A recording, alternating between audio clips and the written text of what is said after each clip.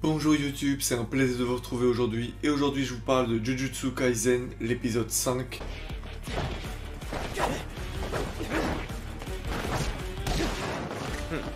Qui était vraiment très bien, encore une fois, il y a plein de petites choses à décrypter et je me lance tout de suite. Je vous remercie pour vos soutiens, pour vos commentaires, n'hésitez pas à vous abonner. Et on commence maintenant. On passe de l'épisode 4 à l'épisode 5 sans transition et on voit que le démon qui est possédé, enfin le démon qui possède le corps, va directement voir Megumi, tenu un nom, j'ai enfin retenu un putain de nom. Megumi, donc celui qui invoque par son nombre des animaliers, putain, pas le français, mec. Qui a des... comment ça s'appelle? Des partenaires. J'ai oublié le nom. Donc oui, qui a des trucs avec lui. Voilà, des trucs avec lui. Qui a des familiers. Putain, c'est ça, des familiers. J'avais vraiment peur avant cet épisode qui est cette chose, comment dire. On a vu Sakuna avoir un très grand power-up le précédent épisode.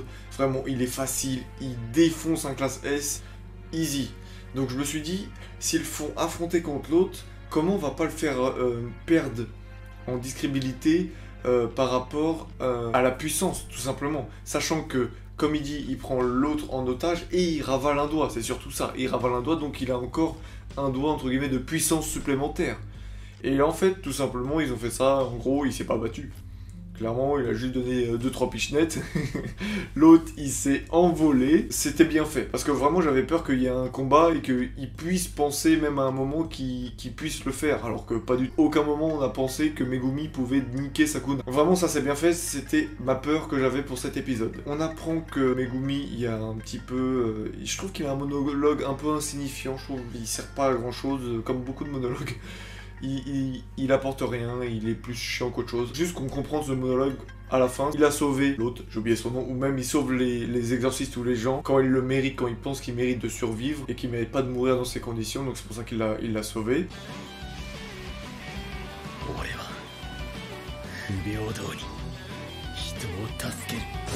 C'est un peu sa philosophie. Et on le voit qu'il y a une fille dans le passé qui était maudite, qui a pas pu faire ça, ou il n'a pas pu la sauver.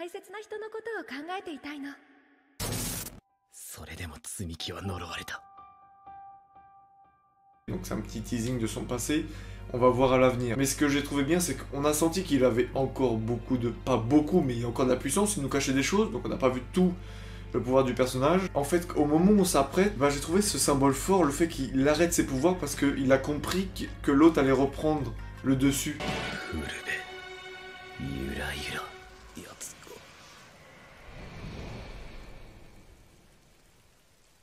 Je trouvais ça très bien fait, je sais pas pourquoi, je trouvais ça très intelligemment écrit, très beau. Ouais, il va donner tout, il va le niquer, même on sait qu'il va pas y arriver. Et en fait, il se remarque et il lui dit un peu pourquoi il l'a sauvé, parce qu'il lui a demandé, il lui avait pas répondu. Et donc je trouve ça très intelligemment écrit en tout cas. Le personnage principal, il meurt. À aucun moment, je pense que aucun d'entre nous, on sait tous qu'il meurt pas, donc je trouve que c'est un peu dommage de faire quelque chose comme ça. Sauf que ce qu'ils ont fait, c'est qu'ils sont servis de sa mort pour pouvoir motiver les deux autres personnages. Et de la bonne manière. Des fois, il y en a, ils font ça, mais ils sont là, oh, il est presque mort et tout, faut que je sois plus fort. Là, vraiment, ils ont perdu quelqu'un, ça les fait chier, ils disent oui, ça fait que 15 jours. Ouais, il y a presque un raisonnement où ils se justifient pourquoi les personnages sont tristes. La fille a dit ouais, ça fait que 15 jours, je crois que je vais chialer pour lui. Et en fait, ça le touche. Ça la touche, pardon, parce qu'elle est humaine, parce qu'elle allait, à cause d'elle, il est mort, elle aurait pu faire quelque chose, et que même on s'attache à un humain qui meurt, c'est triste.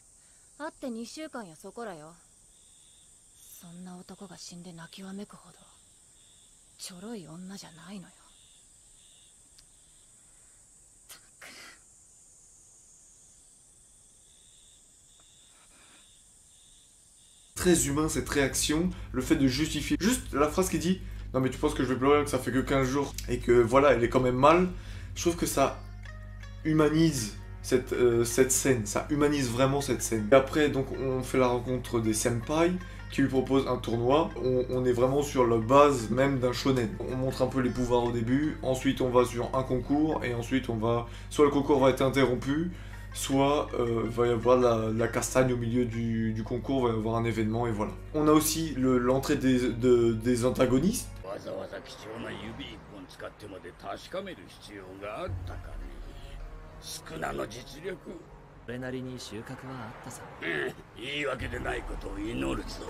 ont l'air plutôt pas mal. Moi j'aime beaucoup leur design, je les retrouve très jolis. Donc on verra, il y a plein de petits indices. Les senpai, ils m'ont l'air plutôt cool. Le panda, moi perso, c'est mon animal. J'adore le fait qu'il y ait un panda, moi je suis fan. Je suis comme ça. Le fait que le gars le plus puissant soit contrarié, ça perd un peu de son charme parce que, par exemple, la personnage qui rentre, elle dit oui, c'est rare qu'on te voit comme ça et tout, mais on peut pas le deviner, ça, presque. On peut pas le deviner. Pour nous, on est là, ouais, bah, c'est normal qu'il soit vénère, il y a son élève qui est mort.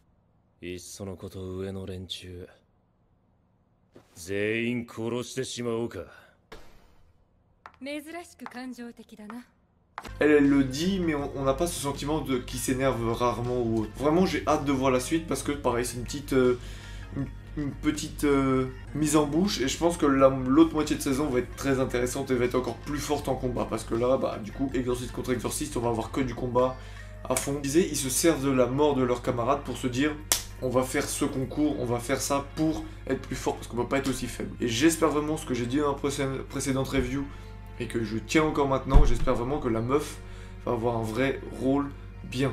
Pas que ça soit une Sakura qui nous sert à rien, qui nous l'ont vendue un peu forte, mais en fait elle sert strictement à rien.